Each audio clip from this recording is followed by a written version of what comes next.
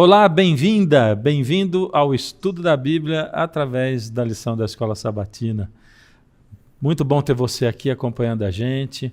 É muito bom saber que nós podemos contar com a sua audiência e também com os seus comentários, né? Porque quando você deixa aí o seu comentário, ajuda todos nós que estudamos a lição a não só ouvirmos o que está sendo dito aqui, mas lermos também as suas contribuições.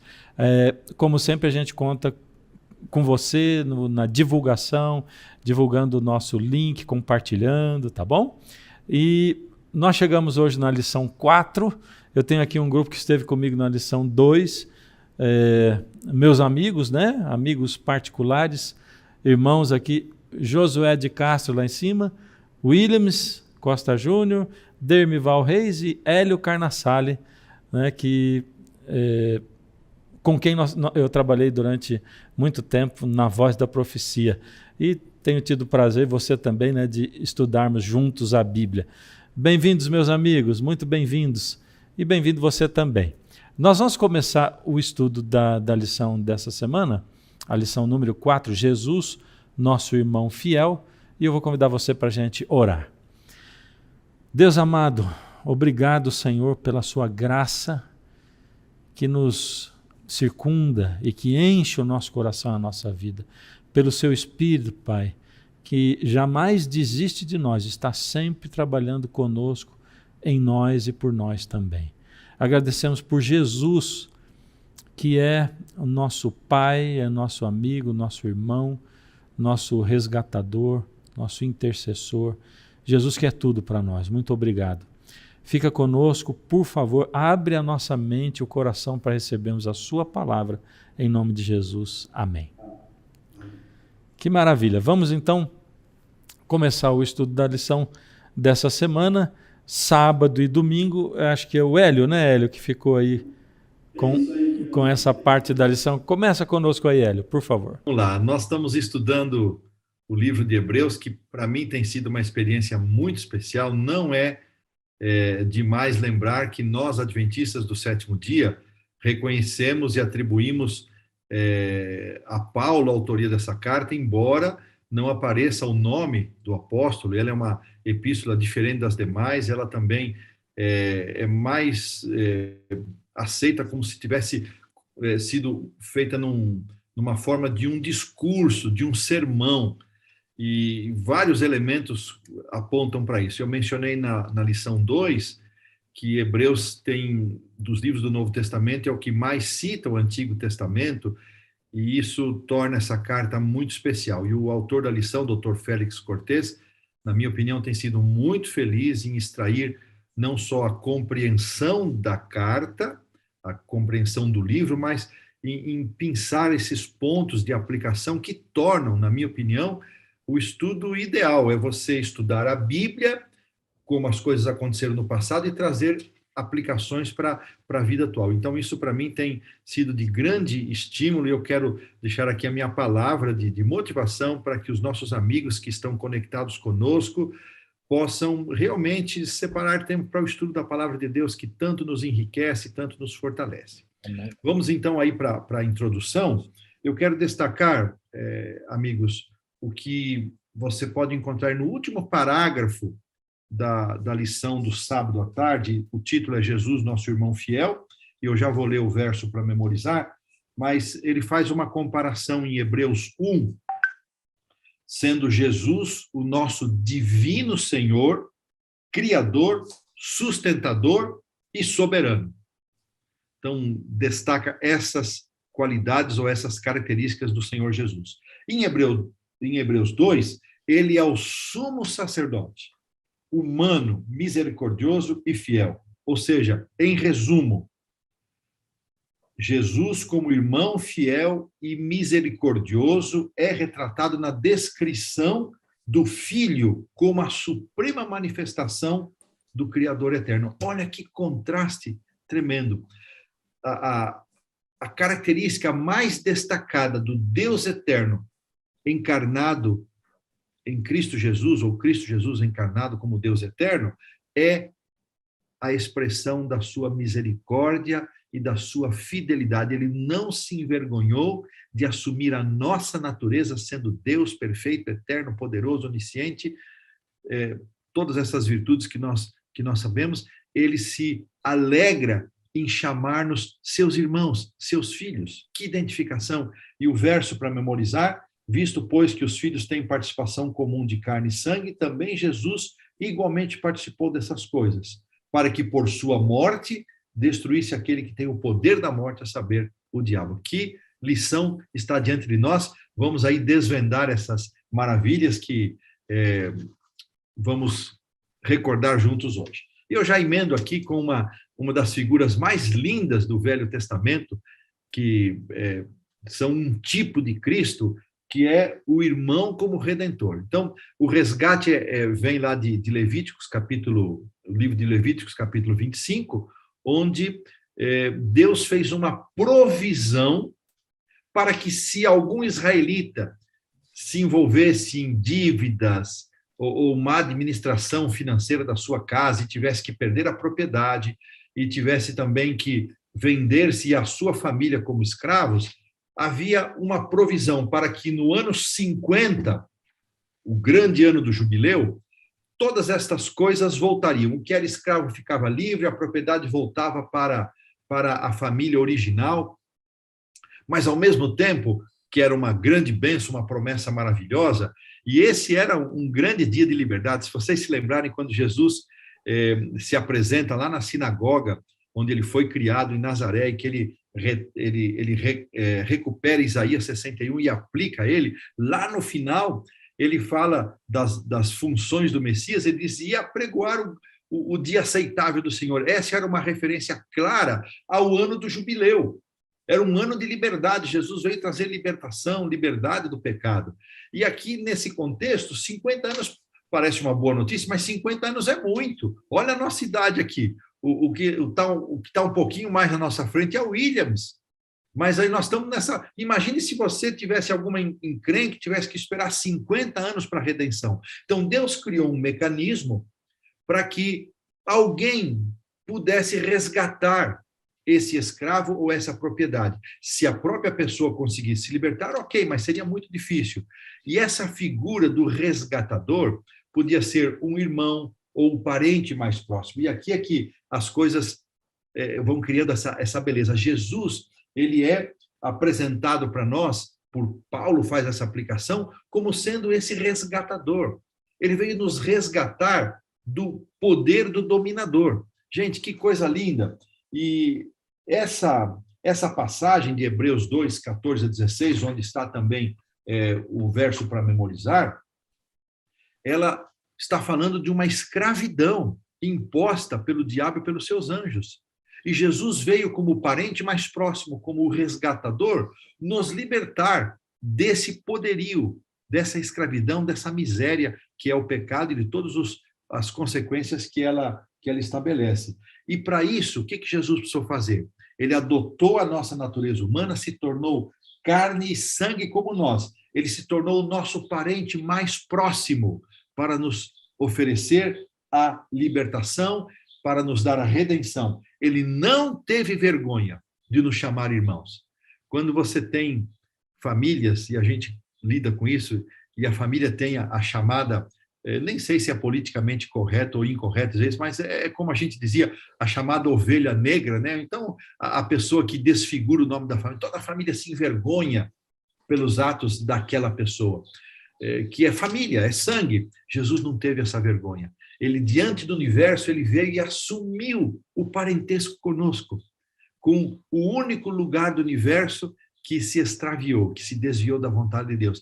Que Cristo maravilhoso, que Senhor que merece a nossa glória, e que figura de linguagem bíblica espetacular de ver a Jesus como o nosso parente mais próximo, o nosso irmão mais velho, que não se envergonhou de assumir a nossa natureza e lutou a batalha que nós jamais poderíamos vencer.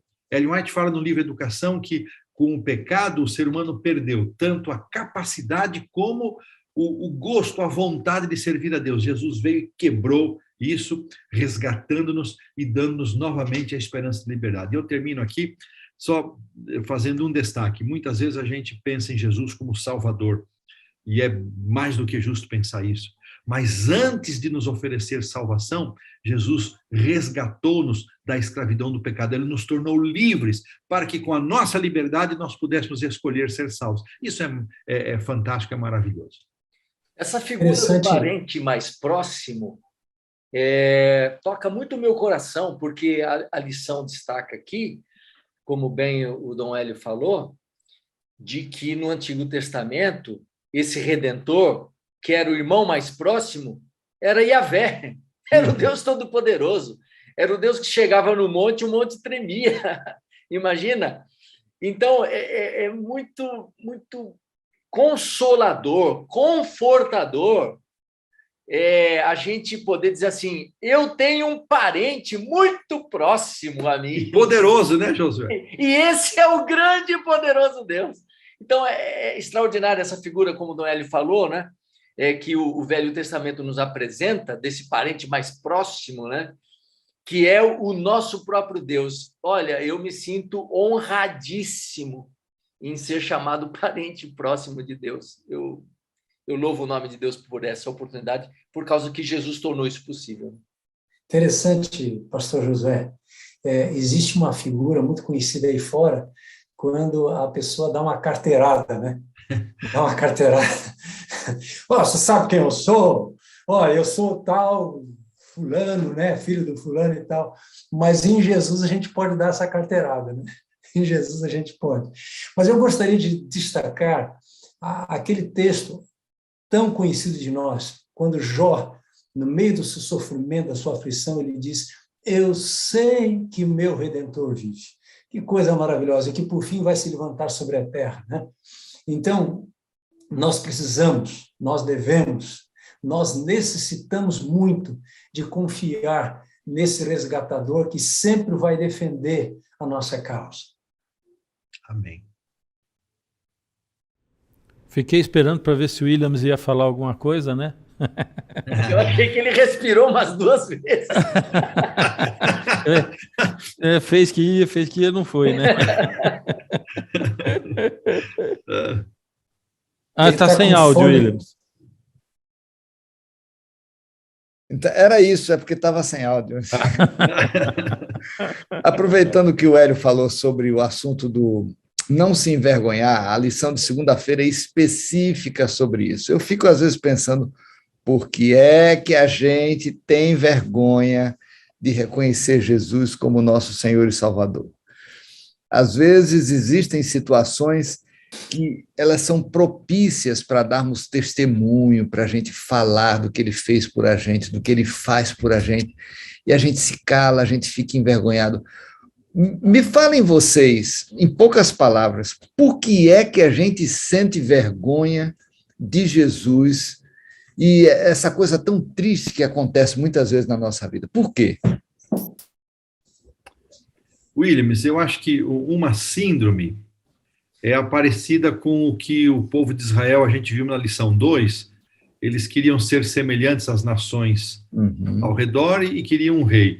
Eu acho que muitas vezes essa força do meio onde nós vivemos, onde as pessoas, onde é vergonhoso, é anti-intelectual, não é acadêmico, não é elite, você revelar suas virtudes ou qualidades espirituais. Então, muitas vezes a gente se encolhe porque essa não é a força dominante da elite. Então, quem faz isso são os fracos, são os pobres. Eu acho que esse é um fator. E eu acho que uma coisa maravilhosa dessa lição de segunda-feira é a partilha da experiência de Moisés. Moisés, ele conseguiu o máximo que dava no Egito. E diz o livro Patriarcas e Profetas, na página 245, que ele havia se tornado favorito dos exércitos do Egito e o faraó tinha resolvido fazer do seu neto adotivo, filho da filha de faraó, né, o seu sucessor no trono, pois com tudo que ele tinha, o prestígio, a glória, a fama, o poder, um futuro brilhante, ele escolheu largar tudo isso para poder assumir, ser um servo de Deus e liderar o seu povo da escravidão para a libertação. É um exemplo maravilhoso de alguém que não teve vergonha de assumir o senhorio de Deus, a soberania de Deus. E aqui a lição conclui na questão número 4, que Jesus não nega. Desculpa. Jesus não se envergonha da gente. E nós somos uma vergonha. Ora, veja que paradoxo. Nós que somos uma vergonha, nós somos honrados pelo reconhecimento de Jesus. E essa vergonha que a gente tem, ela se estende a esse Jesus tão bom. Então, é uma coisa para a gente pensar muito, porque Jesus, ele sofreu zombaria, ele sofreu açoites, ele sofreu a cruz para nos honrar, para nos prestigiar, para nos reconhecer. Ele fala no livro de João que nós somos como seus amigos. A lição de domingo, o Hélio colocou tão bem, nós somos irmãos dele, né? Existe parentesco, afinidade, afeição. Jesus nos decidiu abraçar como irmãos. Por isso, é muito mais significativo que as ações de Moisés e o que nos diz sobre esse amor de Deus por nós. Quando a gente não tem vergonha, a gente está mostrando que esse amor de Deus por nós, ele faz sentido na nossa vida. A vergonha é um sinal de que existe uma área na nossa vida que precisa melhorar. Nós precisamos melhorar e melhorar muito em perder essa vergonha. Não, sabe, não era o momento certo. Nunca é o momento certo. Sabe, assumir, testificar, falar, é indispensável. É indispensável, porque ele fez isso por a gente. Puxa vida, por que a gente não faz isso por ele? Williams, quando você mencionou aí muito bem sobre a ligação de Jesus como um parentesco, né? Eu me lembrei da genealogia lá de Mateus, capítulo 1, né? Em que Jesus ele não se envergonha em ser parente de Batseba, uma ex-adúltera, né? Olha só. Ele não se envergonha de ser parente de Ruth, uma ex-pagã, nem de Tamar, né? Exatamente. Então, é tão bonito quando a gente olha para essa disposição de Jesus, diz assim, eu me identifico com eles, eu sou parente deles, eu não tenho vergonha deles, eu vim para resgatá-los, né? E por isso que a gente fala ex-pagã, ex-prostituta, porque Jesus, ao não se envergonhar, ele se aproxima e oferece um caminho de renovação, de restauração. Amém. Eu acho que isso é uma coisa extraordinária. Williams, sim. Trabalhando 6 anos aí na divisão, eu aprendi uma coisa muito linda com os nossos irmãos dos países de fala hispana. Aqui no Brasil, quando a gente vai a um restaurante, seja em grupo de pastores ou mesmo com a família, a gente faz uma oração silenciosa, rapidinho ali na hora da refeição, às vezes até disfarçadamente. Os hispanos não. Eles podem estar em qualquer lugar, no restaurante especialmente, eles param, chamam todos, fazem uma oração em voz alta, pedem a bênção de Deus pelo alimento, pelas pessoas que estão ao redor, pelos garçons. Eu achei isso tão lindo e incorporei essa prática bonita, esse exemplo bonito é uma questão cultural dos nossos irmãos aí castelhanos, de fala castelhana aqui da nossa divisão, Argentina, Equador, Paraguai, Chile, Peru, e eu acho isso muito lindo, e eu incorporei isso hoje, onde quer que eu esteja, eu faço uma oração audível, se estiver acompanhado de pessoas, pedindo que Deus abençoe não só a nossa alimentação, mas as pessoas que estão ali próximas de nós. Amém. Fernando, eu não quero... Desculpa, Demival, fala, depois eu vou falar mais uma coisinha. Eu lembrei de uma frase do saudoso Billy Graham. Ele disse assim, Cristo foi envergonhado para que nós não precisássemos ser envergonhados. Então, imagine a exposição de todos os nossos pecados no juízo final. Jesus tomou sobre si, ele foi envergonhado para que ele não precisasse ser envergonhado. Isso eu acho maravilhoso. É o nosso irmão mais velho, né? E ele não se envergonha, jamais, muito pelo contrário. Ele tomou sobre si o nosso pecado, a nossa vergonha, e carregou essa maldição sobre si próprio. Amém. Olha, eu não quero estender muito sobre esse assunto, mas eu lembrei de uma coisa. Quando a gente gravou a lição 2 desse trimestre, aconteceu um incidente que talvez você que estava observando a lição terminou sem entender. Eu estou aqui no Brasil, de férias, na casa da minha filha, toda a família está reunida, e eu estou gravando aqui num lugar com a porta fechada, mas a varanda está aberta. De repente, no meio da explicação que eu estava dando para vocês aqui, aparece o rostinho do meu netinho de 7 anos. Eu tenho 5 netos. Na hora eu fiquei sem saber o que fazer. Pô, estou gravando a lição, aparece o garoto, não ia mandar ele embora, e fiquei meio assim, né? Aí ele saiu, daí uns 5 minutos depois, assim, o rostinho aparece de novo. Eu digo, meu pai, o que eu vou fazer? Me desconcentrou do que eu estava falando. E depois ele saiu, pela 3ª vez ele apareceu, veio, ficou aqui embaixo da mesa, onde está o computador e tal, e eu não queria desviar o assunto, mas agora eu fico pensando que eu não devia ter me envergonhado de mostrar meu netinho para vocês. Então, às vezes, a gente fica meio sem saber o que fazer com Jesus, sabe? A gente ama Jesus, a gente quer ir para o céu, mas aparece uma situação, a gente fica assim, sem saber direito o que fazer. Eu peço a Deus que Ele dê sabedoria e discernimento para você e para mim, para a gente assumir Jesus, assumir sem medo, sem vergonha, quando a oportunidade aparecer. Nós somos chamados, né, Williams, para assumir Jesus, mas ele primeiro nos assumiu, né? Sim, e a lição de terça-feira fala justamente sobre isso. Josué, né? só um pouquinho antes de você passar para terça-feira, eu queria fazer um comentário aqui em relação ao que o Williams estava falando aqui na lição de segunda, né? E o texto de Lucas 9, ali Jesus ele dá a receita para a gente ser discípulo, né? Ele diz assim, quem quiser vir após mim, e aí ele dá 3 coisas, né? Primeiro, negue a si mesmo. Segundo, tome diariamente a sua cruz e siga-me, né? São as 3 coisas. Negar a si mesmo e seguir Jesus são coisas que precisam ser estudadas, mas são mais claras, né? A gente precisa meditar nisso. Como é que é negar? Como é que funciona? O que me ajuda a negar a mim mesmo?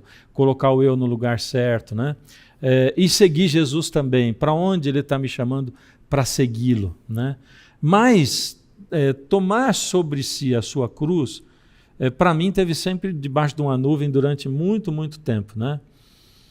Até que eu entendi que a morte de cruz, ela incluía o desfile, um desfile de vergonha, que era o camarada não só ter sido condenado à morte, porque ele em geral eram bandidos, tornaram a sua própria vida uma desgraça, mas eles também carregavam seu instrumento de tortura, né, onde eles morreriam.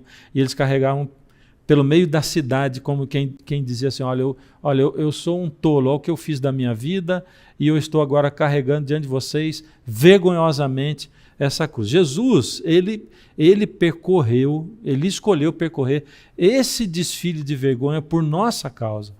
Então esse foi o opróbrio, né, que ele assumiu sobre ele, que é nosso. Aquele homem que ajudou Jesus a carregar a cruz, que na tradição diz que é Simão, né, Cireneu, ele é só uma representação de mim e de todos nós, né? Ele carregou a cruz que era dele, ele não carregou a cruz de Jesus, carregou a cruz dele. Né? Então Jesus está chamando exatamente a gente a isso, a não se envergonhar de percorrer esse desfile da vergonha quando a gente assume a nossa cruz, a qual Jesus carregou por nós. Né?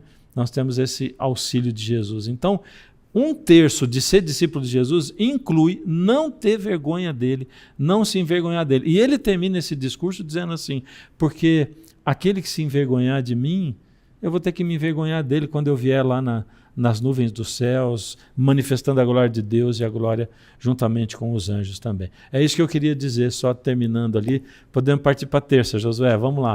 Muito bendito, Fernandinho. Mas esse desfile da vergonha, ele começa muito antes, né? Esse desfile da vergonha, ele começa já na eternidade. quando Jesus se dispõe a se tornar um de nós. Então, já lá no céu, ele é o eterno Filho de Deus, né? Os anjos não conhecem Jesus diferente do que o Filho de Deus. Então, já começa esse desfile da vergonha lá. E aí, veja,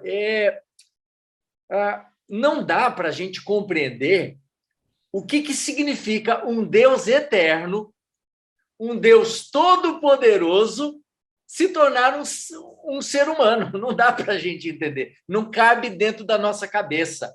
A nossa compreensão é muito pequena, a nossa cacholinha é pequena demais para a gente entender isso, né? Como é que Jesus se torna um de nós, né? Como ele se torna carne e sangue. E essa expressão tem a ver com a fragilidade humana, a fraqueza humana, né? Então, Jesus, ele assume a natureza humana, ele se torna um homem depois de 4.000 anos de pecado, né? Então, o tamanho dos seres humanos que são descendentes de Adão, logo depois que ele sai, né? São homens enormes, longevos, né? Que tinham uma saúde de ferro. E aí Jesus vem 4.000 anos depois, né? Como carne e sangue, né? Tendo as fraquezas humanas dos seres humanos, né? Isso não dá para a gente entender muito, né? Então, ele assume essa natureza por nossa causa, porque ele quer ser o nosso parente, o nosso irmão, o nosso resgatador, o nosso Senhor. Mas, ao mesmo tempo que ele é igual a nós, ele também é diferente, né? Por quê? Jesus, ele não vem com essa tendência para o pecado. Nós temos em nós o pecado arraigado, né? As tendências para o mal. A gente já nasce gostando de fazer o que não deve, o que não presta, né? Só que Jesus não é assim. Jesus, ele nasce, né? Ele tem a natureza de Adão antes da queda, né? Então, ele consegue, porque a própria Bíblia nos diz que ele é o imaculado Filho de Deus, né? Aquele Cordeiro de Deus sem mácula, né? Então, em Jesus, nunca houve nem sequer um pensamento, né, de pecado, muito menos uma ação. Então, Jesus, ele se torna esse um de nós. Eu acho tão lindo quando lá em Filipenses, no capítulo 2, né, de 5 a 8, é feita uma descrição de Jesus, diz assim: Jesus, que era Deus, ele não quis se apegar a essa função de Deus. Ele vem e se torna um de nós e vai até a morte e morte de cruz. Eu acho que isso é muito significativo quando nós pensamos nessa disposição desse grande Deus chamado Jesus Cristo em se tornar um de nós para padecer as nossas lutas, as nossas aflições, as nossas dores, né? Para poder nos resgatar. E, se você me permite mais um segundinho, tem uma série chamada The Chosen, e eu acho muito bonita as representações que eles fazem ali de Jesus, e ali num dos momentos, numa das cenas, Jesus, ele passa o dia inteirinho curando as pessoas. E quando ele chega à noite para dormir, já ali pelas, sei lá, 9, 10 horas, né? Ele vem tão extenuado, tão extenuado, tão extenuado, que ele não consegue nem parar para conversar com os discípulos. E essa representação, essa visão, me trouxe assim uma compreensão um pouco mais profunda, né? De que Jesus era completamente humano, ele se desgastava, né? Ele ficava cansado, ele tinha fome, as emoções dele eram semelhantes às nossas, né? E por que um Deus ele tem que se colocar numa posição dessa? E essa posição que ele se coloca é para nos alcançar, para dizer assim: eu sou o seu irmão mais velho, eu sou o seu Deus, mas sou um parente mais próximo. Eu fico encantado com isso. Amém. Amém. Alguém aí se dispõe a comentar? Gostaria de comentar alguma coisa sobre carne e sangue como nós? Essa questão da honra é uma questão muito, muito fundamental para qualquer ser humano, né? por exemplo, existem regiões e culturas que, quando existe desonra, a pena é de morte. E o pecado, ele é um processo de desonrar a Deus, de desfazer do seu amor, de criar descrédito e dúvida para Deus. Então, isso que o Josué colocou é maravilhoso, porque realmente nós, como filhos de Deus, nós temos o privilégio de honrar a Jesus, porque ele escolheu ser carne e sangue como nós. Nossa, sabe? Não tem como ser mais do que isso. É extraordinário. Fernandinho, eu apreciei muito a forma como Josué colocou essa identificação de Cristo conosco, como na expressão carne e sangue, e lembramos que o propósito desse assumir da nossa natureza foi justamente destruir o poder de Satanás sobre nós. E Cristo conquista isso, ele quebra essa escravidão, ele ganha o direito de dar ao ser humano a opção de escolha, se ele quer ser salvo, se ele quer se perder. E isso é muito significativo, porque ele derrota, a lição diz lá no finalzinho, ele derrotou o inimigo e nos libertou para que nós servíssemos ao Deus vivo, se assim o ser humano escolher e desejar. Então, a destruição de Satanás, embora esteja reservada só para o ato final de Deus, mas esse é um inimigo derrotado e nós hoje podemos usufruir as bênçãos da vitória que ele conquistou ao assumir a semelhança conosco de carne e sangue. Amém. Eu fiquei muito tocado, né, com essas palavras todas, me fez pensar muito, né, quando Josué citou a cena, né, do filme, né, eu me lembrei porque eu assisti também, né, é maravilhosa ali, e ver como é que Deus se submeteu, né, a se transformar num ser humano, porque não era o fato de existir um ser humano e Deus se apossar daquele ser humano, não, ele se tornou, foi gerado no ventre de uma mulher, né, carne e sangue, como diz aqui na lição, como nós, né? Sujeito à morte. Eu fico imaginando o universo inteiro assistindo isso, né? Deus dentro de um corpo frágil, né? E Deus, um ser mortal, um Deus imortal, submisso a tudo aquilo que um ser mortal tem.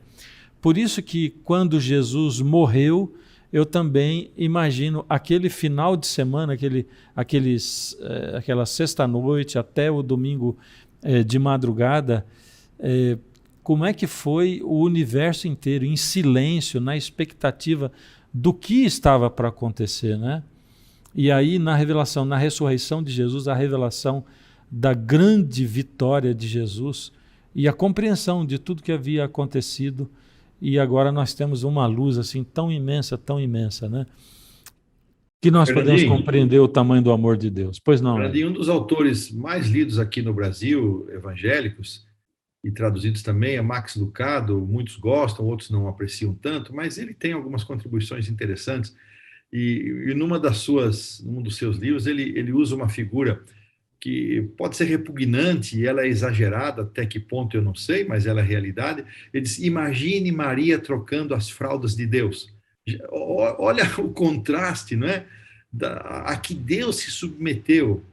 E é isso mesmo, é uma coisa que a gente não gosta de pensar, mas é realidade. Até que ponto ele desceu para poder nos resgatar, nos libertar e nos salvar. É só a eternidade. Eu achei que Ellen White exagerava quando ela dizia que a redenção será o tema do nosso estudo pela eternidade, mas cada dia eu me convenço mais que a eternidade será pouca e pequena para a gente desvendar todos os mistérios da encarnação e da redenção. Concordo, ipsis litteris, Hélio. Vamos para a quarta-feira? Demival, está contigo a quarta-feira? Essa lição, na verdade, a lição de quarta-feira é fantástica. E eu quero aproveitar e ler o texto que está lá em Hebreus capítulo 5, verso 8. Embora fosse filho, aprendeu a obediência pelas coisas que sofreu e tendo sido aperfeiçoado, tornou-se o autor da salvação eterna para todos os que lhe obedecem. E Deus o nomeou o sumo sacerdote segundo a ordem de Melquisedeque. Aqui nos diz que ele aprendeu a obediência. É interessante, a gente fica pensando, mas se é Deus, o que Deus aprende, né? O que Deus aprende, né? Então, eu estava examinando, e a rara felicidade do autor de tocar nesse ponto, dentro do contexto do livro de Hebreus, colocando aí essa questão de o fato de que Jesus nunca teve qualquer imperfeição. Jesus não foi imperfeito em nada, né? Moral e eticamente falando. Ele não foi imperfeito. Ele tinha as chamadas, o pastor José mencionou muito bem, as fragilidades humanas. Tinha sono, e tinha dias que ele trabalhava ao extremo. E eu gosto daquela figura de Jesus, na verdade, não é a figura, eu falo dele como pessoa, no barco, dormindo na polpa do barco, a sono solto, no meio de uma tempestade furiosa, onde o inimigo queria não só sacudir o barco, mas queria matar a todos, porque ali estava Jesus Cristo. Então, Jesus dormindo naquele barco, quer dizer, eu digo assim, como a gente fala quando está muito cansado, ele literalmente desmaiou. E aqui, voltando aqui, a lição, Jesus Cristo não teve nenhuma imperfeição, só essas fragilidades, nenhuma imperfeição. E agora o autor diz que ele aprendeu. Essa questão do aprendizado a gente precisa entender muito bem. E o autor destaca aqui alguns pontos. Jesus foi aperfeiçoado pelo sofrimento? Foi. Em que sentido?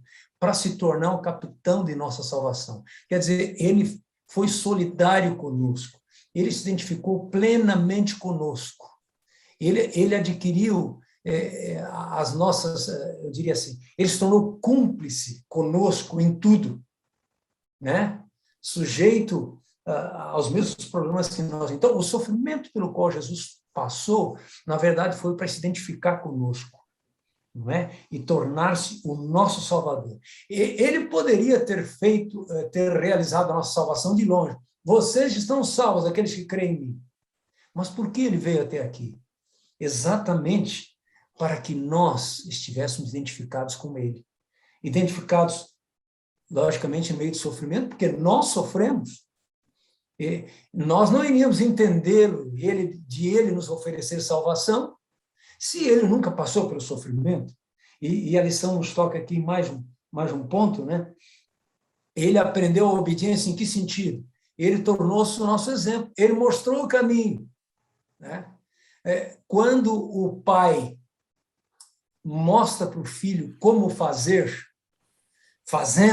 o pai fazendo, o filho aprende. Agora, se ele só dá ordem, não adianta, né? Assim, Jesus, ele seguiu o caminho, ele pisou nos espinhos, machucou seus pés, ele sofreu, né? Enfrentou angústia lá no Getsêmani e na cruz. Ele chegou a dizer, Deus meu, por que me desamparaste? Ele não estava simulando, ele estava como eu e você. Então, Jesus estava trilhando um caminho, aquele caminho, o nosso caminho, e com isso se identificando plenamente conosco. Ele não pareceu sofrer, ele sofreu, ele enfrentou o suplício por nós, ele não pareceu obedecer, obedeceu plenamente com as dificuldades que nós seres humanos enfrentamos, e ele tornou-se o nosso exemplo, perfeito exemplo. Os sofrimentos de Jesus também, de acordo com Hebreus capítulo 2, eles dizem que Jesus está perfeitamente adaptado para interceder por nós. Ele sabe o que é sofrer, ele sabe o que é experimentar angústia, ele sabe o que é experimentar abandono. Então, nesse sentido é que Jesus aprende. Na verdade, ele se identifica conosco. Não há nada, não há nenhuma diferença entre nós e ele. Olha, não há nenhuma dor que nós experimentemos que ele não tenha experimentado, nenhum espinho que nós pisamos que ele não pisou, e talvez um espinho maior ainda. Ele desceu às profundezas. para nos resgatar. Que experiência maravilhosa. Eu quero confessar aqui. Oi, desculpe, Williams, você é mais velho, pode falar antes. Esse assunto do sofrimento é um assunto que me toca profundamente, porque a gente sempre tem a tentação de dizer assim, por que é que um Deus bom permite que seus filhos sofram? E a gente fica perplexo, a gente tenta explicação, mas a gente sofre não é porque Deus é mau, a gente sofre porque a gente vive num mundo de pecado. E o sofrimento, estatisticamente, está provado que ele atinge aos bons e aos maus. Você imagine quanto bandido terrível que recebe sol, ar, chuva, os benefícios do alimento, e quanta gente boa sofre injustamente. Não tem nada a ver com a questão do Deus ou do senhorio de Deus, é uma questão de nós vivermos nesse mundo mal. Agora, a grande questão é como o sofrimento pode nos aperfeiçoar, essa parte que o Josué colocou aí. De que maneira a gente pode se agarrar de Deus no meio do sofrimento? E por que isso? Para o nosso aperfeiçoamento, para o nosso crescimento. Como cristãos, a gente não deve buscar o sofrimento. Mas se o sofrimento vier, louvado seja Deus. Existe um plano perfeito em todas as circunstâncias da vida. Bom, eu quero confessar aqui de que o estudo da lição da Escola Sabatina é um aprendizado contínuo. E nessa lição de quarta-feira, eu aprendi ou entendi um pouco mais esse assunto, né, do aperfeiçoamento através do sofrimento e também o aprendizado da obediência, né? Então, eu fiquei pensando aqui, mestre Demival, que essa questão de ser aperfeiçoado pelo sofrimento tem a ver com teoria e prática, né? Então, eu me lembro que na época que a gente fazia o seminário, a gente tinha as teorias, as matérias, os professores, as leituras, mas nós tínhamos os estágios, né? A gente fazia estágio para dirigir escola sabatina, a gente fazia estágio para trabalhar no evangelismo e estágio para experimentar ser um pastor, né? E no caso de Jesus, ele é aperfeiçoado no sofrimento através da experiência, né? É o estágio, sai da teoria e vem para a prática, né? E ele aprende através do sofrimento a depender de Deus. É uma coisa que ele não tinha, porque ele não dependia de Deus, porque ele próprio era Deus. E aí entra essa segunda parte aqui que eu achei muito interessante, né? Que ele aprende a obediência, não porque ele sai da desobediência para a obediência, mas porque ele nunca precisou obedecer a ninguém, porque ele era o Deus, né? E aí, quando ele se torna o homem, ele aprende essa obediência. E eu acho que isso é uma experiência riquíssima. Agora, eu não sei se eu poderia dizer o que eu vou dizer, né? Uma experiência riquíssima que o próprio Deus pôde adquirir. É uma coisa até meio maluca a gente pensar, né, na limitação de Deus, mas Deus não é limitado a nada. Mas Jesus, ele tem essa experiência, esse estágio que o capacita para ser o nosso intercessor, para ser o nosso sumo sacerdote, para entender melhor a nós como seus irmãos mais velhos. É verdade, é verdade. Fernandinho, quando nós passamos por algum vale de dor, de sofrimento, normalmente nós nos tornamos mais sensíveis para com pessoas que atravessam situações semelhantes. Mas com Jesus, os sofrimentos não o tornaram mais misericordioso, mas foi pela sua misericórdia que ele sofreu. Eu acho isso um contraste tão interessante. Ele não se tornou mais misericordioso porque sofreu, é porque ele sofreu porque já era muito misericordioso e se entregou e suportou esse sofrimento para a nossa salvação, para a nossa redenção. Amém. Muito bem. Eu quero fazer 2 comentários antes de a gente passar para quinta-feira. Um é bastante útil, o outro não é tão útil, mas eu vou fazer os 2.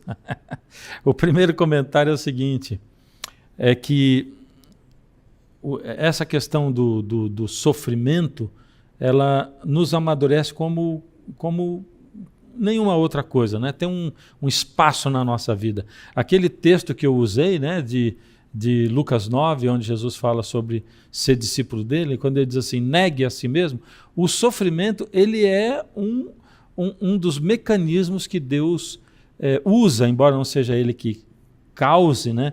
Mas é um dos mecanismos que ele utiliza para nos ajudar a negar o nosso próprio eu, né? E colocar o nosso eu no lugar devido, onde deve estar, né?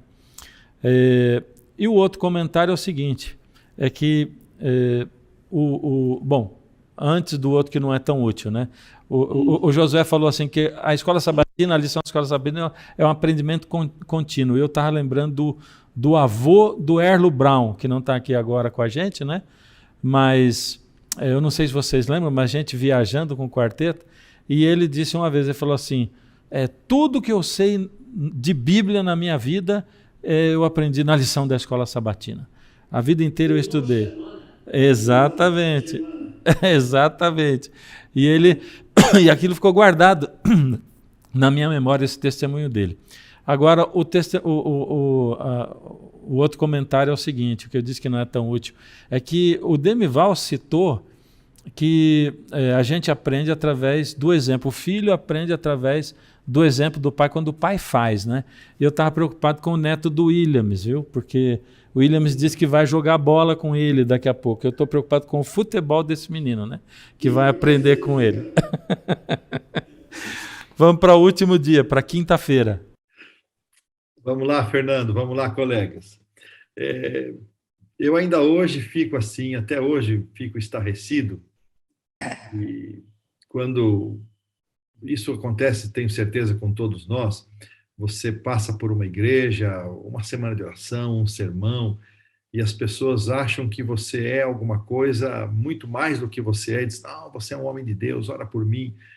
E eu ouço isso sempre, louvo a Deus, e convido as pessoas para orarmos umas pelas outras, e fico pensando que mesmo com a nossa fragilidade, limitação, pecaminosidade, imperfeição, nós ainda servimos de referências, ou de referência para outras pessoas.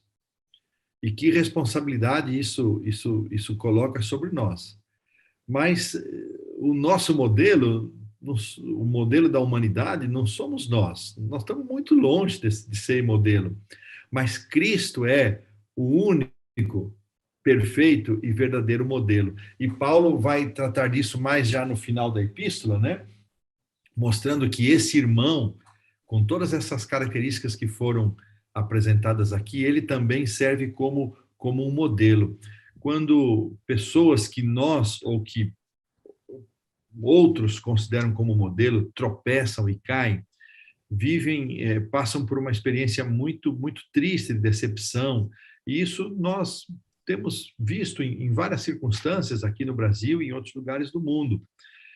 E isso mostra a importância de que os nossos olhos precisam estar postos naquele que não pode falhar, naquele que nunca vai errar, naquele que nunca vai nos decepcionar, a quem Paulo chama de o autor e consumador da nossa fé, Jesus.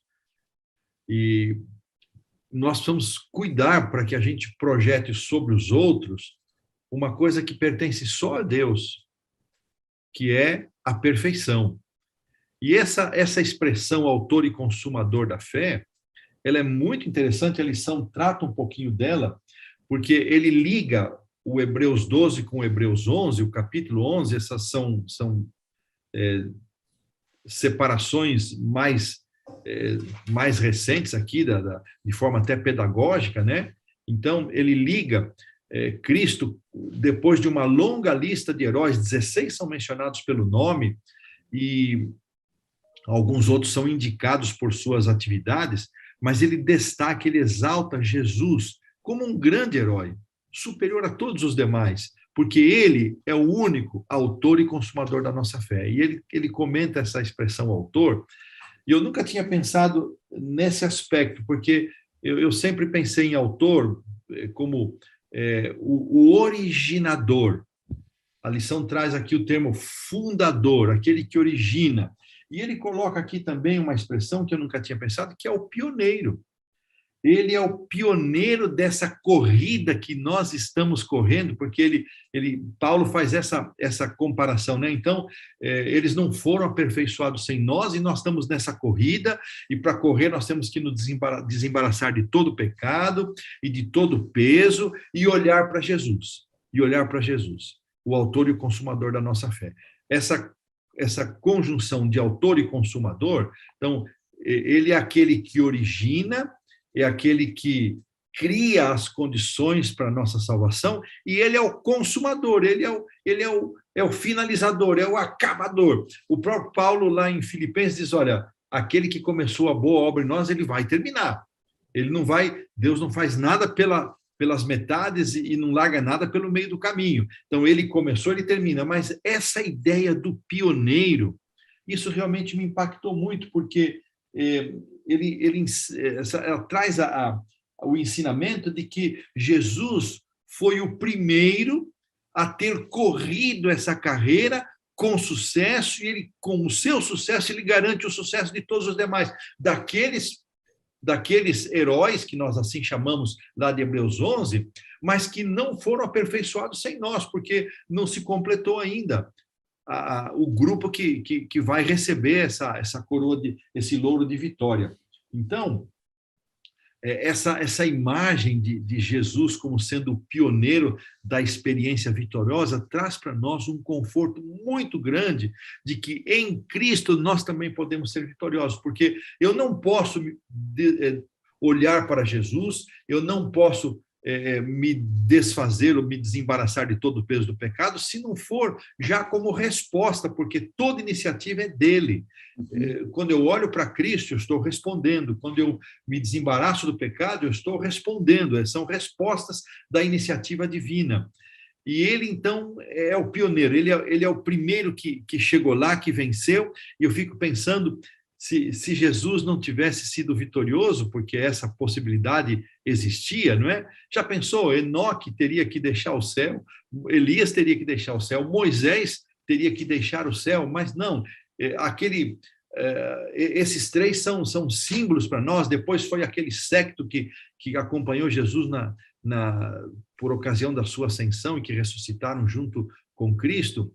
Então, Cristo é esse pioneiro, ele correu primeiro, mas correu primeiro para quê? Para ter a ambição de chegar primeiro? Não, ele correu primeiro para nos dar a garantia de que cada um de nós, no seu passo, no seu ritmo, possa chegar também aonde ele já está nos esperando. Eu achei isso muito lindo, muito significativo, e como tremenda referência para nós podemos sim e devemos olhar para as pessoas que estão ao nosso redor, para os nossos líderes, mas, acima de tudo, nós precisamos olhar para Jesus. É ele que nós temos que contemplar, é a sua perfeição. E, novamente, eu achava Ellen White exagerada quando dizia, meditem em Cristo, se puder, passe 1 hora.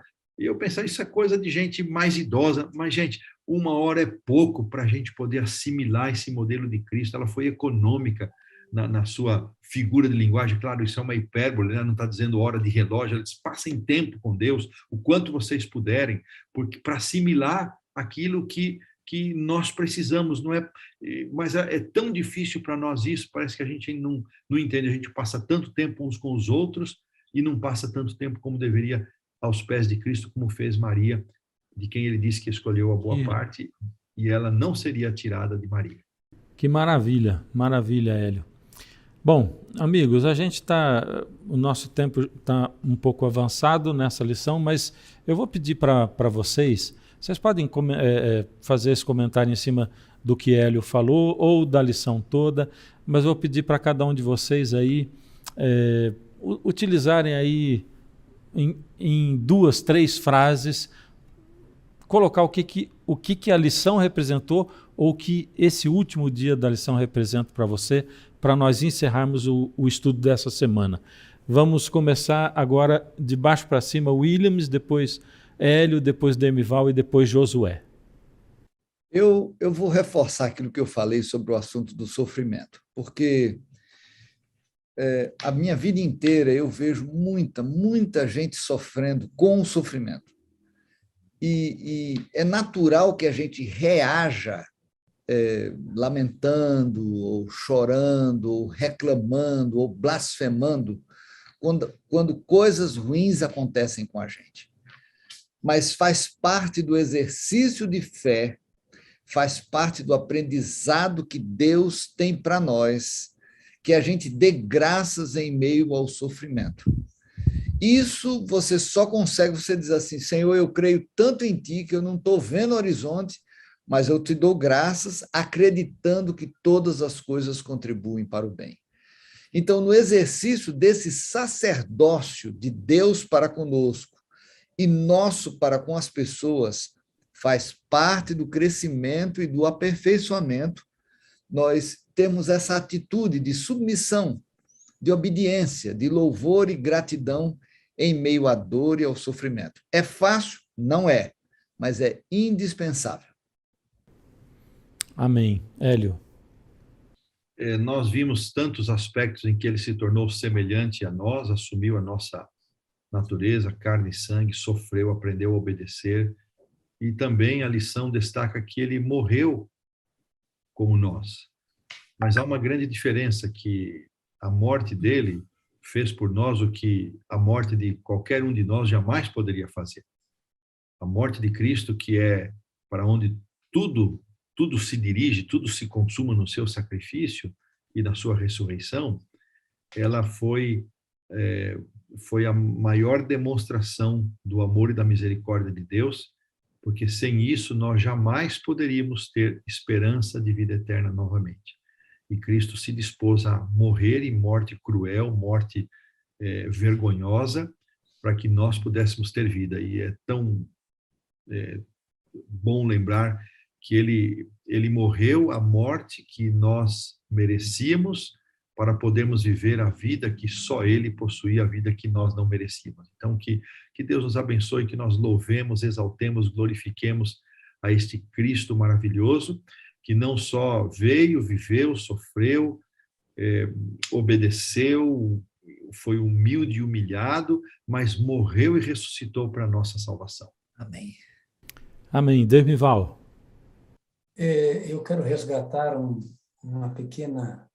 pequeno trecho da lição de quinta-feira, onde o rei Acaz está desesperado porque os sírios e moabitas estão se levantando contra ele, moabitas ou edomitas, não importa. E então aproxima-se dele o profeta Isaías e diz: confia na direção divina. Pede um sinal, e Deus vai te dar um sinal. Ele disse: eu não quero sinal nenhum. E agora a triste história de Acaz é que ele então faz um pedido ao rei da Assíria. E ele manda um recadinho, está aqui na lição, ele diz assim: eu sou seu servo e seu filho. Né? Às vezes, devido à nossa vida, os nossos problemas, nossos pecados, ou de alguma forma aquilo que o mundo nos atrai, nós fazemos uma péssima escolha. Ele se submeteu ao rei da Síria, que foi lá humilhá-lo, foi lá acabar com ele, mas a gente não recorre àquele que é o guardião, né? O guardião de seus irmãos é Jesus Cristo. Né?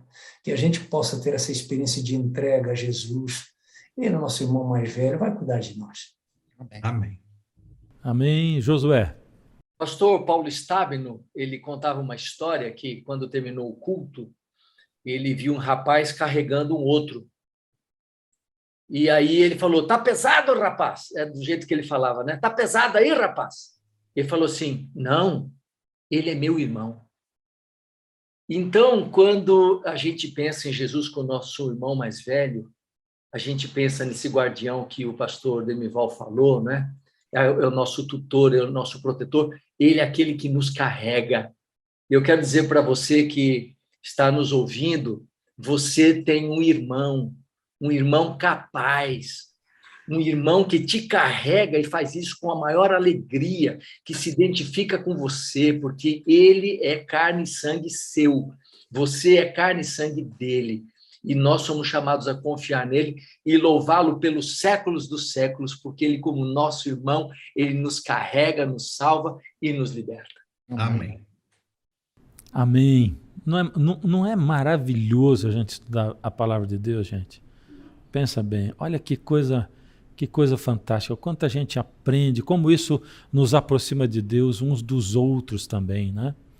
Eu louvo a Deus por esse momento que nós tivemos aqui, mais esse momento, pela vida de vocês também e pela sua vida. E convido você a compartilhar nosso link, divulgar para outras pessoas essa palavra que você também teve a oportunidade de estudar. Nós vamos orar. Depois da oração, pastor César Reis continua falando para os professores de escola sabatina algumas informações muito importantes. E eu quero pedir que o Josué ore conosco, por favor.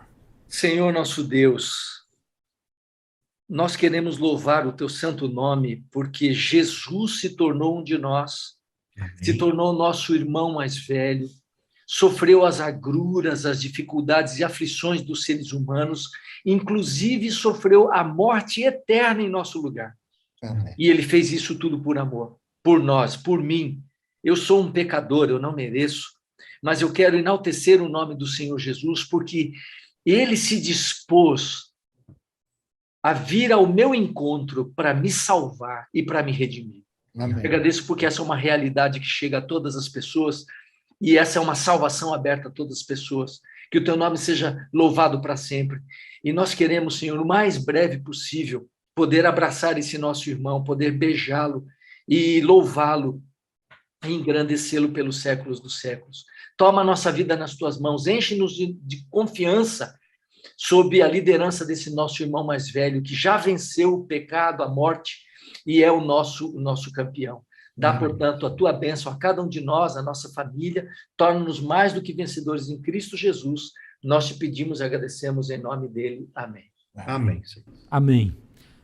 Daqui a pouco a gente já entra no mês de fevereiro, segundo mês do ano, o tempo passa rápido e nós estamos mais perto da volta de Jesus. Gente, obrigado. Deus abençoe vocês. Obrigado por tudo. Deus te abençoe também. Olá, irmão. Olá, irmã. Que alegria poder recebê-lo mais uma vez nesta semana. Depois de termos estudado aqui a lição 4 com o pastor Fernando, Jesus, o nosso irmão fiel, sabemos que ele não se envergonha de você, que ele quer tê-lo na sua família, que nós somos irmãos de Jesus Cristo de maneira espiritual, não é? Não nascemos, não é, carnalmente assim, na família, não é? Mas nascemos espiritualmente na família de Deus. Escolhemos ser filhos e filhas de Deus. Nós não escolhemos nascer na casa em que nascemos. Dos meus pais não foi uma escolha nossa, mas para nascer na família de Deus, esta é uma escolha sua. E Jesus quer recebê-lo como irmão e irmã na família de Deus, tá bom? Estudamos durante esta semana este assunto. Eu quero falar um pouquinho sobre a lição da Escola Sabatina para você. Não sei se você percebeu, você professor e professora que tem a lição de professor, nesse trimestre agora, na lição de professor, lá quase no fim, lá nós temos um material que chama Casa de Amigos. Isso são guias de estudo, guias direcionados para pequenos grupos. Olha que coisa fantástica isso. Na própria lição, nós temos agora um guia de estudo para pequenos grupos. No próximo trimestre, nós vamos ter também na lição de aluno. Porém, nesse trimestre, nós temos apenas na lição de professor. E isto, irmãos, é uma riqueza muito grande, porque agora nós temos na própria lição um guia de estudo para pequenos grupos. Por que isso? Qual a razão disso? A razão é que nós queremos, a partir de agora, desafiar a igreja para que as unidades de ação também sejam pequenos grupos, não é? Pela proximidade dos nossos irmãos, pela questão de relacionamento. É importante isso na Escola Sabatina também, mas motivar para que a Escola Sabatina, as unidades de ação, também sejam pequenos grupos. Por quê? Porque isso vai fazer com que nós avancemos mais na direção do propósito e da razão pela qual a escola sabatina existe, é que é para ganhar almas para o Senhor.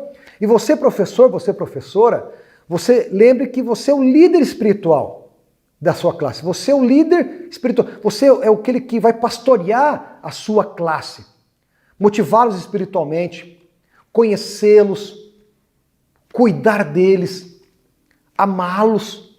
É isso mesmo, não é? Pastorear esse seu rebanho. E agora nós temos aqui os estudos, guias direcionados para os pequenos grupos. E foi preparado isso aqui com muito carinho, com muito respeito, com muito amor. Não é? Assuntos, esse trimestre são assuntos de família. Não é? Eu vou colocar meu óculos aqui para poder ler junto com vocês. Não é?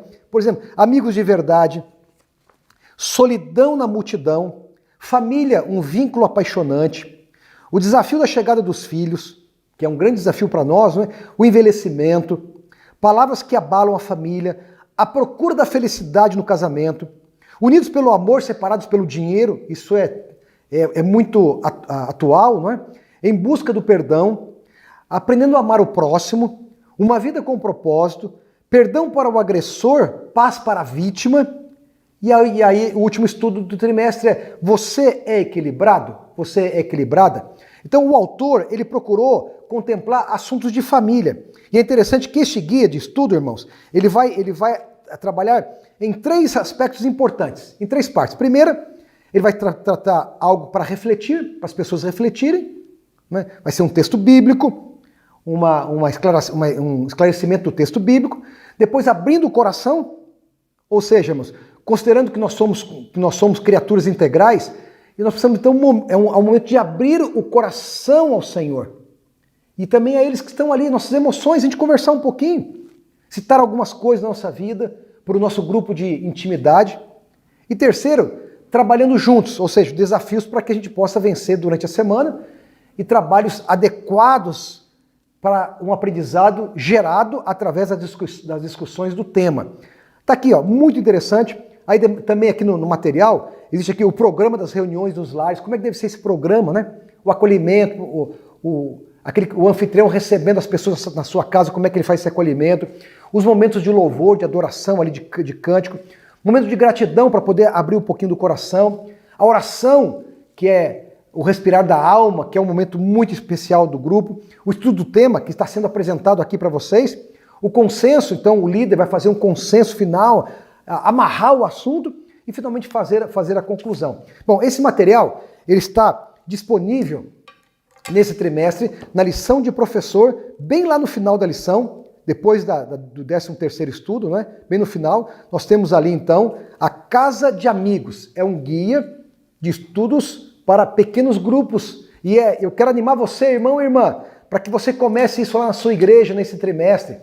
Talvez nessas primeiras semanas você não percebeu bem isso, mas como nós já estamos na 4ª semana, é importante você dar uma olhada nesse assunto, você gastar um pouco de tempo nesse assunto, aprender como usar essa ferramenta, e ela vai ser muito útil para todos nós da liderança da Escola Sabatina, ou seja, o Ministério Pessoal de mãos dadas com as unidades de ação e a Escola Sabatina, tá bom?